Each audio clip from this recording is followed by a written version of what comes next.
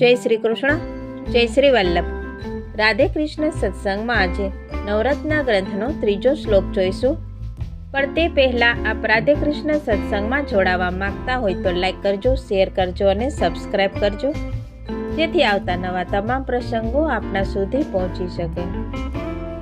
સર્વેષાં પ્રભુ સંબંધો ન પ્રત્યેકમિતિ સ્થિતિઃ અતોન્યા વિનિયોગેપી ચિંતા કા સ્વસ્ય શોપી ચેત. બધાને પ્રભુની સાથે સંબંધ છે.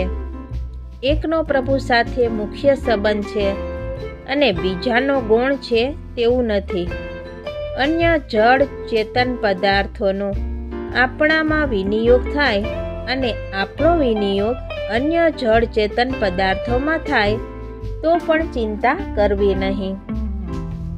બ્રહ્મ સંબંધ કરતી વખતે આપણે આપણા સ્ત્રી, પુરુષ, કુટુંબ વગેરેનું સર્વ સમર્પણ પ્રભુને કરી દઈએ છીએ.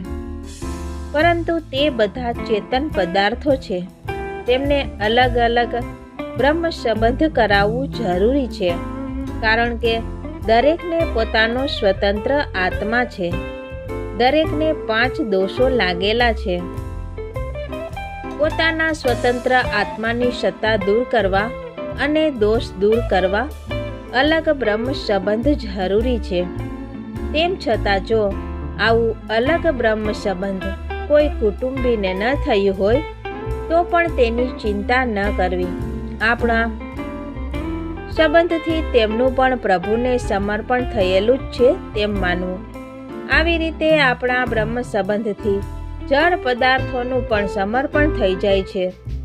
કોઈ ચેતન કે જળ પદાર્થોના સેવામાં વિશેષ અંગીકાર થાય તો માનવું કે તેના ઉપર પ્રભુની વિશેષ કૃપા છે, પણ બીજા પદાર્થોને પ્રભુ સાથે સંબંધ નથી તેમ માનવું નહીં.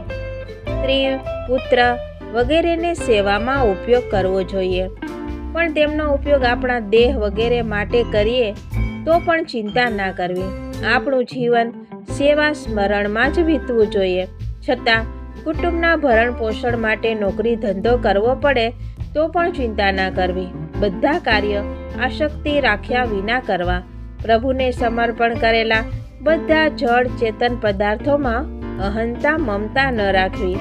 દરેક કાર્ય કરતી વખતે પ્રભુની શરણ ભાવના વિચારવી. પ્રભુ દયાળુ છે.